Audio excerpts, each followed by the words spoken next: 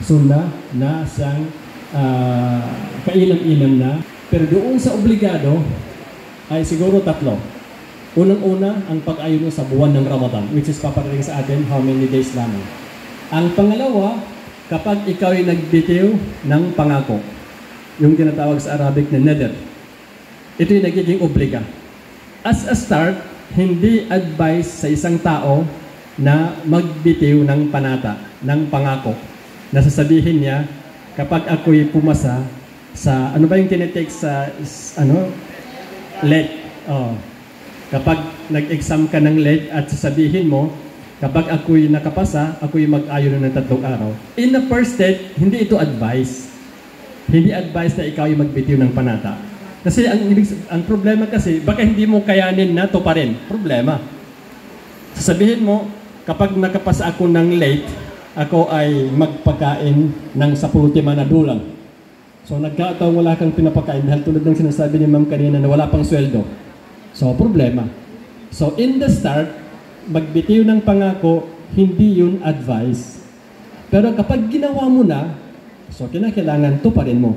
Yufuna bin nadri wa yakhafuna yawman kana sharruhu mustatira. Sila para sa kanila na tumutupad sa kanilang mga pangako, mga panata. So dapat tuparin. Pero kung wala pa, huwag ka nang magbitiw ng panata dahil hindi advisable. Hindi advice na ikaw ay magbitiw ng panata. Pero sa puso lang okay na kung makapasa ka ng late is gagawa ka ng ganito, etc., etc., walang problema. Pero kapag nagbitiw ka, tulad ng ating tinatalakay ngayon, na kapag ako'y pumasa sa late, ako'y mag-ayuno ng 3 araw, magiging obligado yun sa iyo. At kapag namatay ka, hindi mo nagawa, magkakaroon ka ng pananagutan sa kabilang buhay. So kaya nga, wag nang magbitiw ng pangako. Oo. Samaya. Tiga basa na raba samaya. Basa na maginda daw na samaya. So dirid samaya itaw. Dirid samaya itaw kando kang kadaka ka ibawagi bang ka sa ginawa ng ka. Ugay na panggulanan ka, alhamdulillah, siya ko sa puso. Iting ka makapasa ko sa late, nanto ka na, manganduli itaw. Okay ito. Ugay di ka rin pambitiw sa makabun sa dila, kagina, main ka. Kapag nangako ka, kinakailangan matupad mo. At kapag hindi mo natupad while ikaw ay namatay, magkakaroon ka ng pananagutan sa kabilang buhay. So, in the first step, hindi advisable na magbitiw ng panata or samaya. Pero kapag ginawa mo, so kinakailangan tuparin mo. So, yun ang pangalawang obligado na pag-ayuno is kapag ito'y nangyari bilang isang panata. Ang pangatlo is kapag ito'y pambayad.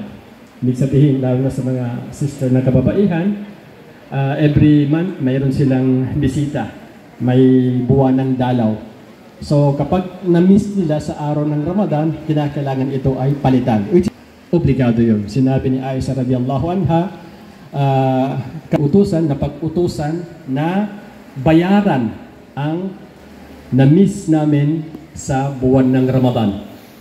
Pero patungkol sa sala ay hindi na ito babayaran. Ngayon may tanong tayo, bakit ang sala hindi na babayaran? Samantala ang month of Ramadan is kinakailangan babayaran. Kapag isang babae nagkaroon ng miss, hindi niya napag-ayunuhan sa buwan ng Ramadan, kinakailangan pagbabayaran niya ito. Pero sa sala, kapag nagkaroon siya ng miss while meron siyang buwan ng dalaw, hindi nito babayaran. Ang tanong, bakit? Bakit? Ano sa tingin niyo? Ang sagot kasi, ang sala, marami. Sa isang araw, ginagawa natin 5 times. So kapag ang isang babae, ang kanyang buwan ng dalaw is, let us say, 7 days. So 7 times 5, ilan? Ibig sabihin, marami siyang babayaran. While sa Ramadan, minsan na-miss niya 7, meron siyang 11 months na pwede siyang magbayad doon. Walang problema. Pero sala, ibig sabihin, half ng kanyang buhay siguro or ilan sa percentage ng kanyang buhay is magbabayad siya ng sala. Kasi na-miss eh. Every day, merong 5 times. So, yun ang dahilan kung bakit ang na-miss ng isang babaeng may buwanan, pag Ramadan, fasting, in month of Ramadan, babayaran niya ito. Pero pag sala, hindi niya kailangan bayaran dahil nga sa ito'y kabilang sa pampalubag-loob o di kaya kabilang sa kabutihan ng ating relihiyon na hindi pahirapan ang mga babae. Masya Allah. So hindi siya pahirapan dahil kung utusan siya bayaran ng sala, nako, marami kang babayaran na sala. So dahil doon, sabi ng batas ng Islam, sabi sa hadith, ay hindi na babayaran ang sala, pero ang fasting is kinakailangan ito ay mababayaran. Kasi kahit 7 days or 15 days, meron kang 11 months na panahon para ito ay bayaran. So yan ang ibig sabihin o di kaya yan ang mga tinatawag na obligadong pag-ayon. Unang-una, month of Ramadan. Pangalawa, kapag nagkaroon ka ng panata. Ang pangatlo is kapag ito ay kafara, pangbayad. Kabilang pa rin sa mga pambayad is kapag ang isang tao ay nanumpa, midzapa. So, ang ipanggatas sa sapa. May ipanggatas sa sapa, tawag ka, arang pinggulan ka para maawa sa sapa ng kanto, na pagampaganay na pagpapalaya ng isang alipin. Pagiging pagpalaya nito. Pero sa panahon natin, halos wala ng alipin ngayon. Next, kung hindi kaya is mag-ayuno ng 3 araw. 3 araw. So yun, kabilang yun sa obligasyon. Kapag ikaw nagbigay ng sapa, na di ka nakagagamamayad, na yun, may pag-ayuno, nakabayaran. So kabilang yun sa obligasyon kapag ito yung nagiging kafara. Sa pag-ayuno sa buwan ng Ramadan, kabilang sa mga kabutihan nito is unang-una, ito ay maraming nabanggit si Propeta Muhammad sallallahu alaihi wasallam na kabutihan. Tulad ng sinabi kanina, as-sawmu li wa ana ajzi bihi. Ang pag-ayuno sa buwan ng Ramadan, ang pag-ayuno is para sa akin. Akin ito at akong bahalang magbigay ng gantimpala dito. So upang makamit ang gantimpalang ito, tayo ay nag-ayuno dahil sa ito ay sinabi ni Propeta Muhammad sallallahu alaihi wasallam. Kabilang pa rin sa kabutihan nito, o di kaya nakukuhang benefits nito, is bilang pangpalinis sa ating mga sarili. Kasi ang ating sarili is ang tao, binubuo ng 3. Itong katawan natin. Unang-una itong body na nakikita natin, since ulo hanggang paa. And then meron tayong tinatawag na kaisipan. Pangalawa. And then pangatlo, meron tayong tinatawag na soul. Tiyakiba sa spirit or soul. Sungyawa. Siya sa Islam, ang Islam ay nagbigay ng address sa bawat katawan natin na ito. O di ka sa bawat 3 ito. Sa katawan natin halimbawa, yun yung arkanul Islam. So 5 rukuno Islam na address sa kanulawas tanong. Natamo sa pagsambayan nga, baruko, pagsugyod, pagsalam, pagtindig, address sa katawan. So arkanul iman na address sa utakin. Natamo, why karamihan sa arkanul iman na hindi natin nakikita? Antu'mina billah, wala naman nakikita sa Allah subhanahu wa ta'ala, pero naniniwala tayo. Antu'mina bil malaika, paniniwala sa mga malaika. Wala naman nakikita sa mga malaika, pero naniniwala tayo. Antu'mina bil kutub, paniniwala sa mga aklat. Ang tanging nakikita natin ngayon is yung Quran. Pero yung mga naunang aklat, wala na. Suhuf Ibrahim, hindi natin nakikita. Suhuf Musa, hindi natin nakikita. Taurat ni Musa, Injil ni Isa, hindi natin nakikita. Ang nasa hawak ng pasensya na, mga Christian ngayon, is hindi na yan tunay na Biblia, kasi nawala na. Hindi na yan tunay na Biblia kasi nawala na. Pero naniniwala pa rin tayo doon na may talagang Biblia na ipinahayag kay Isa alayhisalam. Paniniwala sa huling araw, which is wala naman nakikita. Paniniwala sa paraiso, sa impyerno, sa mga nangyayari doon, hindi natin nakikita. Tu'minu billahi wa malaikatihi wa kutubihi wa rusulihi. Paniniwala sa mga sugo, which is wala tayong nakikita. Ang paniniwala sa tinatawag na qadar, destiny. Ito man ay mabuti or masama. Ang 6 na haligi na ito is address sa ating kaisipan, intellect, hindi sa ating fikra, tiga ba sa Arab. So yun. Sa ating soul, ang address dyan is yung tinatawag na ihsan.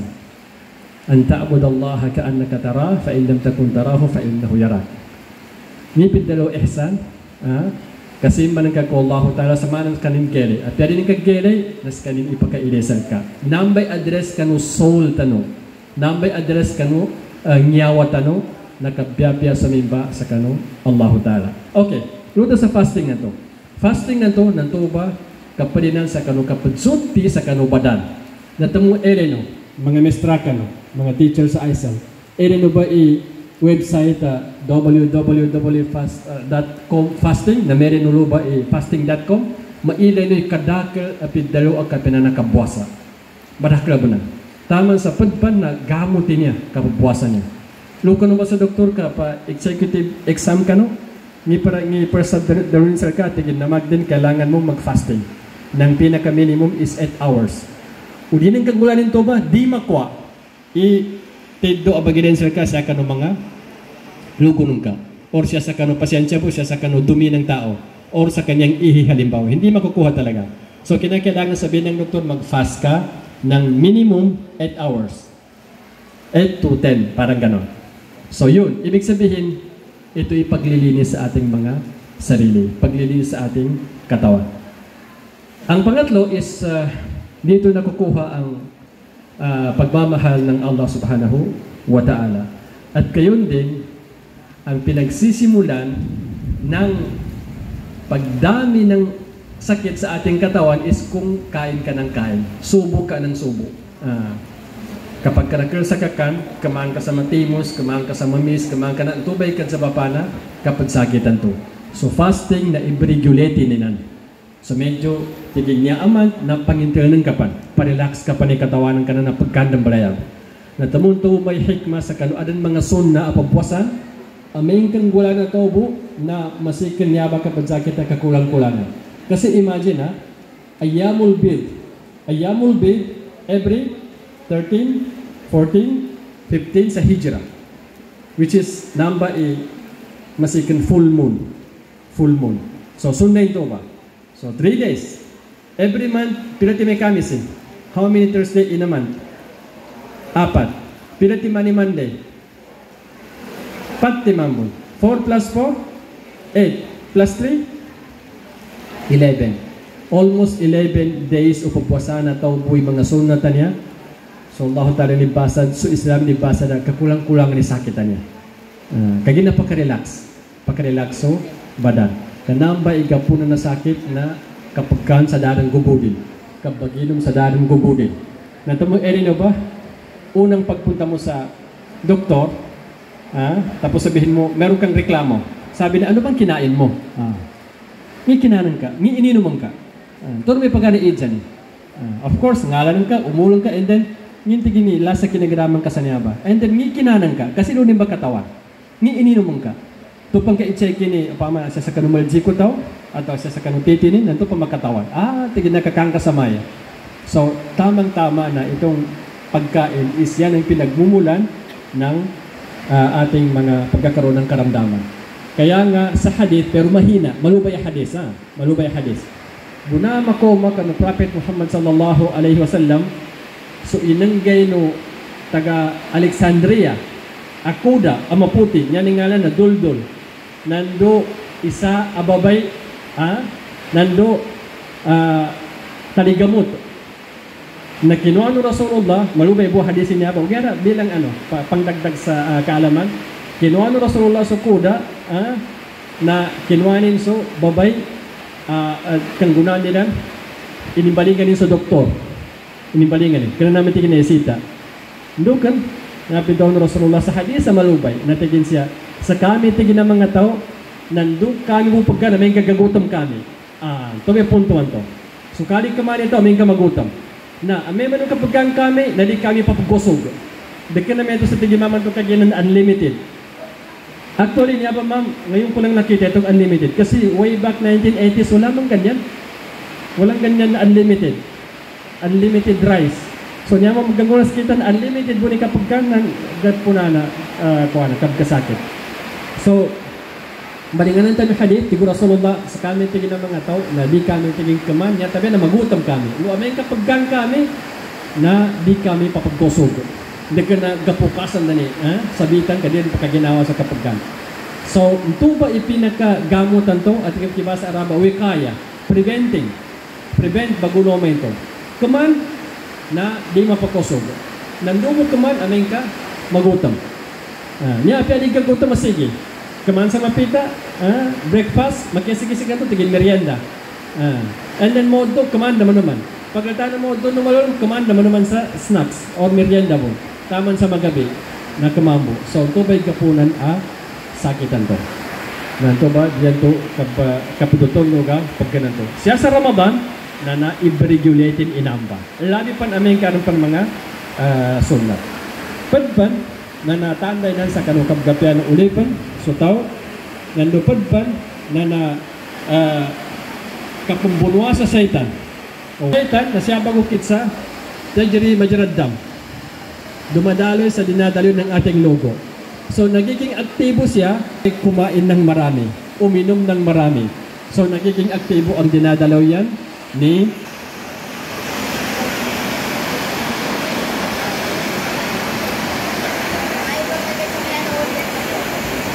Yuran sa Margus. Oh, Ano saya?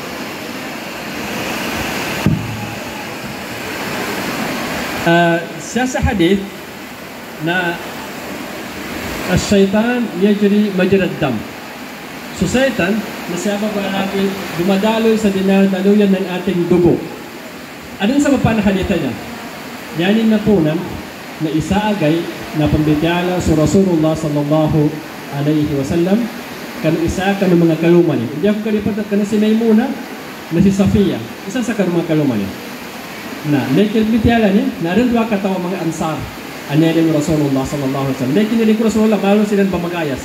Tingin Rasulullah alanis ni kuma uway ang ataka no pantigin. Ang ataka no tigin tingin ka ng dua katawa. Tingin dua katawa. Ito Rasulullah tigin ni tingin ibabay ni pambitala ko kaluma ko. Si Maymuna o si Safiya, something sa kanilang dua. Ang tingin dua katawa mga ansar Rasulullah dinamis ka matika mantap. Natigin di. Kagi natigin pamana bago moma nantoba pinagdakanan ko ibabayan ni pambitala ko kaluma ko. Kagi nantoba si Satan na siya balalago sa ating dugo. Dumadalo sa ating dinadalo ng ating dugo. So, kapag ikaw nag-aayo, no, o ikaw kumain ng marami, nagiging active siya. Mag-active si Satan. Kagi pamano ka pa kita, magpiaso pa kita. Siya kanurugo no tao. Nanantoba, may kapabuwasa ka, kung ikaw nag-aayo, no, so parang mo na rin kinalaban si Iblis, si Satan. Parang kinalaban mo siya. Which is talagang kalaban natin. So, pinatutunan natin ang pagiging kalaban natin sa kanya. So, kabila yun sa bigay na kabutihan ng pag-ayo. Bilang panghuli, sa kabutihan ng pag-ayo is dito natin nararamdaman kung ano ba ang nararamdaman ng taong walang makain.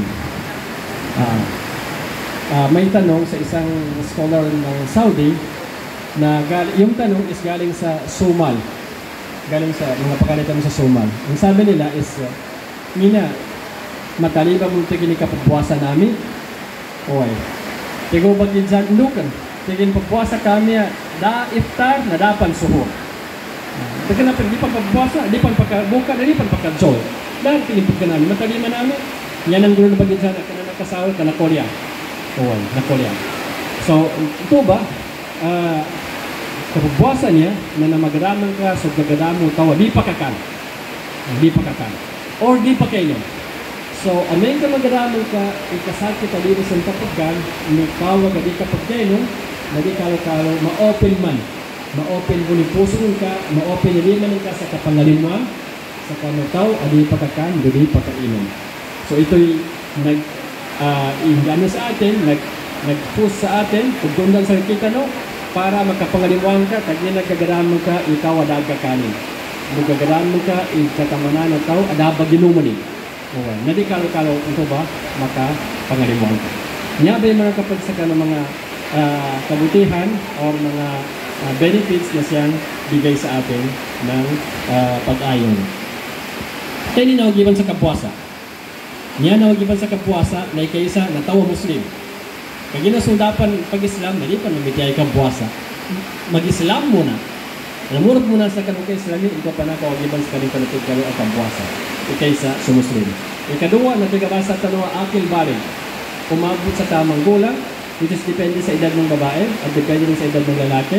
12 pataas, ito yung obligado na sa kanila. Sinabi ng sugo, o di kaya, sinabi ng sugo no tingin sa mga wata, no? Sa Kadzambayan, sa Pito Lagun, pataas. Pito Lagun. May kalipod sa bayan, sa Sapulo Lagun, nagapakay mabatay. So niya ba na meto may kapuasa. So kung silang sa Piamanotpan, di ka na maya, di magaga, kapasangan, dali papuasa, di, layaman. Doon taman ni magagani. Taman sa 10, taman sa 11, taman sa 12, taman sa magagani. Na sugun sa mga wata sa Kadzambayan o kapuasa. So, nasa tamang edad. Ang pangatlo is may sapat na kaisipan. So dahil dito may mga tanong na sino palang walang sapat na kaisipan na ading mga tabiago, pamanag, gambabal-gabal at ka totally bunag, nadaay lang sa kanilang dalawa kabuasa. Kanyabo, nasugutan, nyabo, nagpaliwatan sa kabuasa, naso tao, luy akarin. Adan tao, tiga kimasa 99. Pero bunang nanantuwa, may katempo pakimaman sa kanin, nabuasa sa kanin. Kung na tempo to di pakimaman, nabis kanin, nakabuasa. So, ito ba ikatalo? Nyay kapat na so tao ang namamalagi. Di ka na rin traveler. O pa maka-traveler ka, na nagkapakya, di ka pabuasa. Kaya na sambil ka mo sa kapadagan. Ang pag-travel is, ang mga iskolar natin is nagbigay ng estimate, tansya, na sabi nila 80 kilo, 81 kilo, 82 kilo, 83 kilo. Pero yun ang kanilang sinasabi. So kapag umabot na ganitong kalayo, tulad dito, Cotabato at saka tamaan sa 80 kilos. Masikin mga isulan, 80 kilos na. Sobra niya. So kapag umabot ang travel ng tao ng ganon, is pwede siyang wag munang mag-aayuno. Pero papalitan niya ito pagkalipas ng Ramadan. Pero kung kaya naman niya, wala rin problema. Pero so kinasubot buwan to sa piyadis kanin, buwasan na okay pa. Niya ikalima, so traveler niya ikalima na aring ipanggaganin. Yan naman na, ka na matuwar ng gera, di rin pagkagaga, or ka na sa tawa adang sakitin na amay kabuwasa na 100% ang kumanan so sakitin. Mana tawa ad maintenance sa gamot, every 8 hours sa pagkan, lalong-lalo sa mga may structural ampong mo, mga diabetic, at tawag ka, tumintain sa gamot. Dari makagagamin ka di makakan. Nanto ba na da kawagibi. So, ang tuloy pigaw nanto, so pagkagaga, sa nanin maana na dala sakitin. Dala sakitin. Kami katuwa rin dyan, or tumintain sa gamot, nadas kanin, kawagibi, kanupigdalo, kabuasa. So, lima timan, kaysa na pagiging Muslim, pangalawa, pag-abot sa tamang gulang, ang pangatlo is may sapat na kaisipan, ang pang-apat is hindi nagtatravel, mukim, sa wikang Arabic, ang panglima is may kakayahan. Yaman ang pagkasabal sa kapuasa, nasasaka ng mga babay na amay kaadan, buwan ng dalaw, menstruation, na nantoba, di pan masurot. Harami kapuasa na babay, hindi matalima, na nameto mo ni bagong panganak, nipas, nalipan matalima sa kandilan sa pigdalo, at kapuasa. Okay. So, namba, inabi ito mga ulamata, no, kung pigdalo, intay, inawagiban sa kanong, pigdalo, kapuasa. So, adnan to, na adun kanina ng midsa, manyaba, dahil ang medya talusya, sa kanong pigdalawan yan, at kapag koma, no Ramadan, manginito sa Allah Ta'ala sa pinabudanggay, na magosta no sa Ramadan, nando makaprepare no, sa kanong nangyarang pinakamapya preparation, na pagiging malinis ng ating kala, ng ating mga puso, ng ating mga kumbaga mga pag-ugali kinakailangan ito ay malilinis natin bago darating ang buwan ng Ramadan. Nang sa gayon, tayo ay handang-handa bago pa man ito darating. And then of course, niyat mag-niyat tayo na itong buong Ramadan is gusto mong mag-fasting as a whole. And then, pagpaparami ng mga mabubuting gawa. Tulad ng pagpaparami ng adhkar, kapitaran sa Allah Ta'ala, pagpaparami ng pagbasa ng Quran, pagpaparami ng mga sunnah, Pati ating mga sala ng mga sunnah, kinakailangan gawin natin ito. Sa Ramadan, may mga natataging sunnah na hindi natin ginagawa, liban sa Ramadan. Tulad ng tarawih, so kinakailangan, ito'y kabilang sa atin, kumbaga, ini-encourage tayo. At gayon din sa tinatawag na tahajjud, last 10 days. So, kabilang sa ito'y mas mabuting gawin natin. Pero dito hindi ko nakikita ang tinatawag na itikaf. Itikaf is pamamalagi sa loob ng masjid. sa loob ng last 10 days na rin. So, hindi man pinapractice sa atin, pero alhamdulillah, meron na akong nakikita ng mga kabataan na gumagawa nitong tinatawag na itikaf. And remember, sa buwan ng Ramadan, andyan yaong tinatawag na Laylatul Qadr. Na isang chapter, isang surah ang ipinahayag dyan. Inna anzalnahu fi Laylatul Qadr. Kama adraka ma Laylatul Qadr. Laylatul Qadri khairun min alfi shahr. Mas higit pa ang kabutihan ng gabi na walang Laylatul Qadr kaysa Laylatul Qadr ng 1,000 month. Ilan yung 1,000? Ilang taon ang 1,000? 83 years and 4 months. 83.4. Walo pulong utrulago go 4 months. Sa kamagabibo akabantangan na tao. Nya advisean na namin kanan ba magabi na pakadakil ni kadsambayo. Nando sama tabong ni kapanaraka. May advice na kung meron kang iba na raka, alita sa sangibo. Example. Or pagkaperon tabo magatos. Meron kang gusto ibigay na sadaka na magatos. So niya kang gula every magabi sa pulo. Kando matabong kay Laylatul Qadr anto. First 20, let's say 29 or 30, kano 21 na para nakakasa sa pulo. Kano 22 sa pulo. Tuwi baga pas na Laylatul Qadr anto. Kung minsan natingkasan ka, nadaan magagasa, daan ka matapong. Kung ano mo balat sentana. Kung advice, anto ba, lupa para matabulog ka sa timanan to, para katabuanan ka kapenan na Laylatul Qadr anto, anyanin basa, nanyata mo sa kanong magabi, adalon sa Laylatul Qadr sa 1,000 month. 1,000 months, which is 83 years and 0.4 months. So niya ito ito ba Laylatul Qadr banto abagayan tano insyaallah taala basi mo makatulog ng mitya tano sa bidala ba niya Laylatul Qadr asyapog katabo sa ulan-ulan na Ramadan. So masikan anan to siya taman mga sa ampon sa malumando medyo malungkot itiyara niya bigay na panginginin tano na nakanggunang kano na makikinig sa taman subhanakallahumma wa bihamdik nashhadu an la ilaha illa anta nastaghfiruka wa natubu ilayk. Assalamualaikum warahmatullahi wabarakatuh. Waalaikumsalam warahmatullahi.